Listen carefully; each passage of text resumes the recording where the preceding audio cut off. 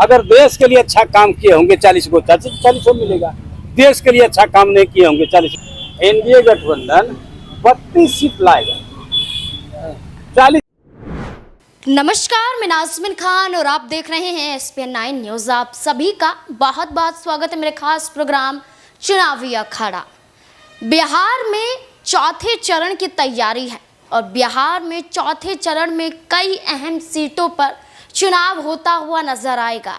इन सीटों में चर्चा की जाए तो समस्तीपुर, बेगूसराय और ये तमाम सीटें नजर आती हैं। मुंगेर सीट भी मौजूद है जहां पर फैसला होगा कि आखिरकार किसकी किस्मत यहां पर चमकती हुई नजर आएगी। मुंगेर सीट जहां बिहार में हॉट सीट बनी हुई है या कहें कि विवादों में खड़ी हुई है कि ना तो आरजेडी के प्रत्याशी जीत का दावा कर रहे हैं और ना ही जेडीयू पार्टी की तरफ से लल्लन सिंह कहीं ना कहीं मुश्किलों से दूर होते हुए नजर आ रहे हैं। बल्कि देखा जाए तो लल्लन सिंह के खिलाफ ही यहाँ पर मुंगेर की जनता ही उतर रही है। लेकिन जहां मुंगेर सीट पर चुनाव होना है, लेकिन एक सीट है जिस पर चुनाव हो भी चुका है, लेकिन अभी तक सियासी सरगर्मियां तेज नजर आ रही हैं। अभी भी इस सीट पर विवाद थमने का नाम नहीं ले रहा है। सांसदों में और विधायकों में खींचतान देखने को मिल रही है और जिसका खामियाजा नीतीश कुमार की पार्टी यानी कि जेडीयू पार्टी को उठाना पड़ सकता है। जिस सीट की बात की जा रही है वो विधानसभा सीट भी है, वो लोकसभा सीट भी है। बात है भागलपुर की।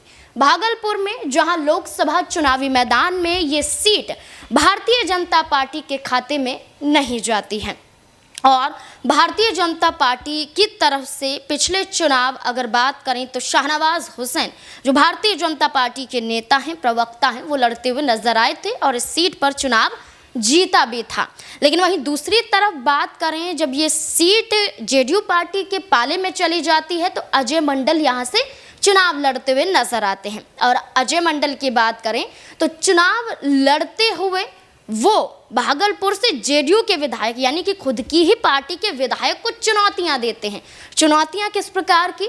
चुनाव वो भी लड़ना चाहते थे, चुनाव ये भी लड़ना चाहते थे, लेकिन जेडीयू पार्टी ने भरोसा जताया अजय मंडल पर, क्योंकि अजय मंडल 2019 में भी चुनाव जीतते हुए नजर आए थे। गोपाल मंडल अपने बयानों, अपने कामों के जरिए अपनी ही पार्टी को फंसाते हुए कई बार नजर आए हैं। कई बार उनके ऐसे वीडियो वायरल हुए हैं जो कहीं ना कहीं अश्लीलता से जुड़े हुए भी देखे गए हैं।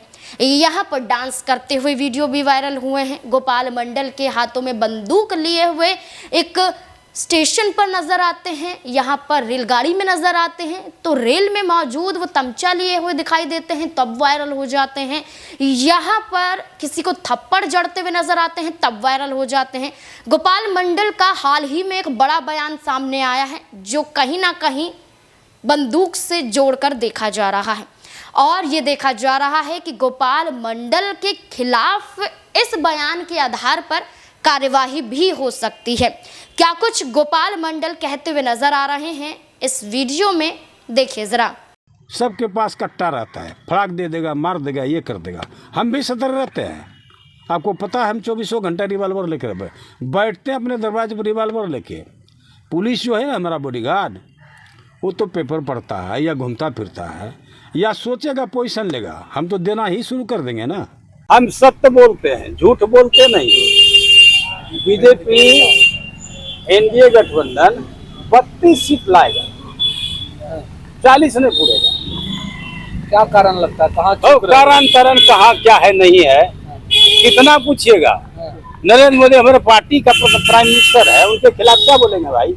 आप लोग बोलवाना चाहते हैं, बोलना नहीं चाहते, क्या बोलेंगे?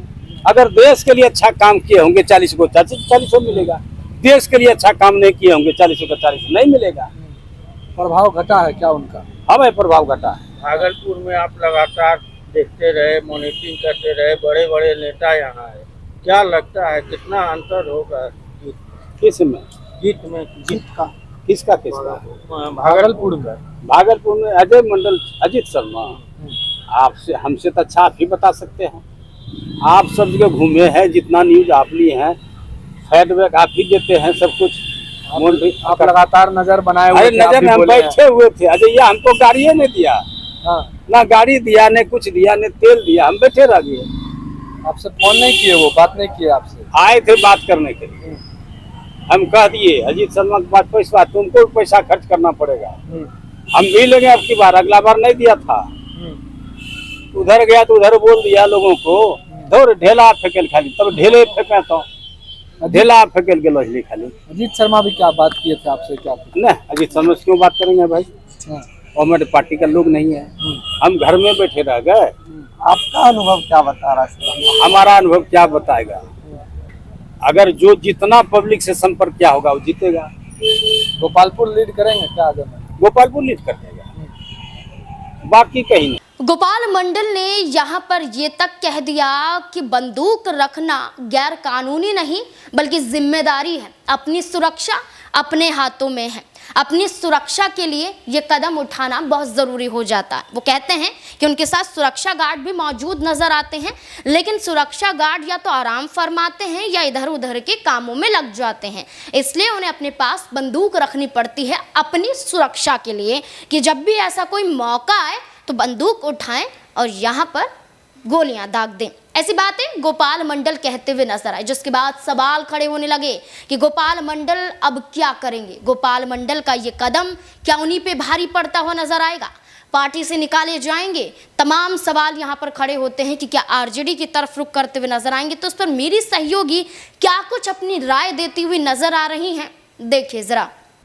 देखिए नाज़मीन, जिस प्रकार से पहले भी ऐसी खबर आई थी कि पहले तो वो लगातार समर्थन कर रहे थे कहीं ना कहीं उम्मीदवार का, जेडीयू के समर्थन में ही थे, लेकिन बीच में जब उनके तेवर अलग देखने को मिले क्योंकि उन्हें सीट नहीं दी गई। अब ऐसे में कहीं ना कहीं, क्योंकि आपने देखा है कि जो पार्टी बदलने का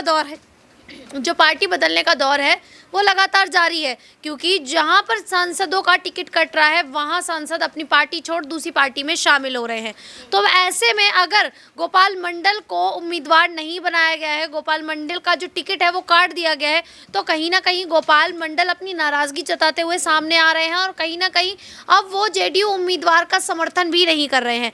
ऐसे में ये कह सकते हैं कि कहीं ना कहीं गोपाल मंडल भी आरजेडी के समर्थन में मैदान में उतर सकते हैं, क्योंकि इससे पहले ये देखा गया था कि वो कहीं ना कहीं लगातार उम्मीदवार अजय मंडल का लगातार समर्थन कर रहे थे, लेकिन बीच में ही उनका ये रवैया सामने आया है। तो ऐसे में ये कहा जा सकता है कि वो आरजेडी की ओर रुख कर सकते हैं और आरजेडी में शामिल हो सकते हैं। साफ तौर पर जाहिर है कि गोपाल मंडल कभी भी यहाँ पर बगावत जेडीयू पार्टी से कर सकते हैं, और जेडीयू पार्टी से बगावत करने के बाद यहाँ पर यह देखा जा रहा है कि सिर्फ वो ही नहीं बल्कि 2025 में आने वाले विधानसभा चुनाव से पहले जेडीयू पार्टी के कई और विधायकों को तोड़कर वो कहीं ना कहीं आरजेडी की तरफ भी जा सकते हैं।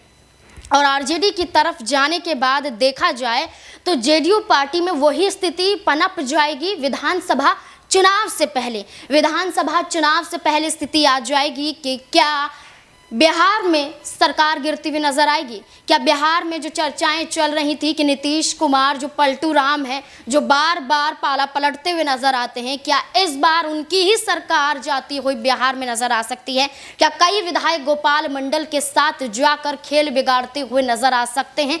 तमाम सवाल यहाँ पर जुड़ते हुए नजर आते हैं और इन्हीं तमाम सवालों में एक बात जुड़ जाती है कि अब गोपाल मंडल का क्या होगा। क्या पार्टी से निकाले जाएंगे या फिर खुद ही पार्टी से इस्तीफा देकर आरजेडी में कई विधायकों को पहुंचाते हुए नजर आएंगे? इस मुद्दे को लेकर आपकी क्या राय है, कमेंट सेक्शन में जरूर बताएं। देखते रहें SPN9 न्यूज़। धन्यवाद।